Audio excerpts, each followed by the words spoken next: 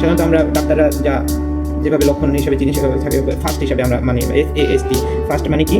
FA হচ্ছে face অর্থাৎ মুখ বেঁকে যাওয়া, এতে হচ্ছে আর্ম বা হাত পা অবশ হয়ে যাওয়া, এসে হচ্ছে স্পিচ বা কথা জড়িয়ে দেওয়া, এবং টিতে হচ্ছে টাইম মানে ঠিক সময়ে এই বিগত সাইন সিমটম যদি থাকে তবে আমাদের ঠিক সময়ে আমাদের ট্রিটমেন্ট দিতে হবে অথবা ডাক্তারের কাছে নিয়ে যেতে হবে অতি জরুরিভাবে।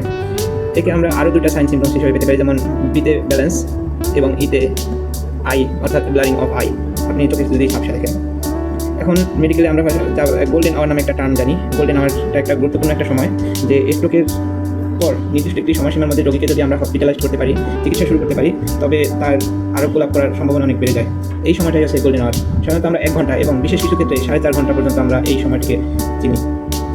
এই সময়ের ভিতরে যদি আমরা রোগীকে দ্রুত ডাক্তারের কাছে বা ট্রিটমেন্ট দিতে পারি, তবে রোগীর বেঁচে যাওয়া অনেকাংশে বেড়ে যায়। সাধারণত স্ট্রোকের পর প্রতিটা মিনিট, প্রতিটা সেকেন্ড অতি গুরুত্বপূর্ণ, কারণ প্রতি মিনিটে মস্তিষ্কের প্রায় 19 লাখ কোষ নষ্ট হয়ে যায়, এবং একবার যদি কোষ নষ্ট হয়ে যায় তবে সেই কোষকে আগের অবস্থায় ফিরে আনা সম্ভব হয় না, অর্থাৎ পার্মানেন্ট ডেড হয়ে যায়। সো আমাদের অতি দ্রুত সম্ভব জীবন রক্ষার জন্য এই গোল্ডেন আওয়ারের মধ্যেই রোগীকে